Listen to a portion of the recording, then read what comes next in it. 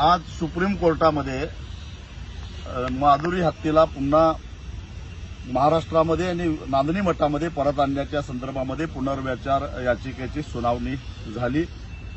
राज्य सरकार, वनतारा आणि नांदणी मठाने संयुक्तपणाने भूमिका मांडली की नांदणी मठानं 7-8 एकर जमीन वनताराच्या देखरेखीखाली माधुरी हत्या आणि इतर हत्यांच्यावर सुद्धा चांगल्या पद्धतीने उपचार करण्यासाठी जागा उपलब्ध करायला तयार आहे। महाराष्ट्र सरकार त्याच्यावर लक्ष ठेवून असेल तेव्हा सुप्रीम कोर्टानं माधुरी हत्येला वनतारामध्ये पाठवण्याचा जो निर्णय दिलेला होता तो बदलून हाय पॉवर कमिटीकडे जाण्याची परवानगी द्यावी आणि हाय पॉवर कमिटीच्या आदेशानुसार माधुरीला पुन्हा नांदणीमध्ये आणण्यासाठी प्रयत्न करावेत, यासाठी ही याचिका दाखल झाली होती। आज सुनावणी झाली आणि सुप्रीम कोर्टानं हाय पॉवर कमिटीनं सगळ्या वस्तुस्थिती समजावून घ्यावी आणि माधुरी हत्येच्या आरोग्याची काळजी करून योग्य तो निर्णय घ्यावा, असा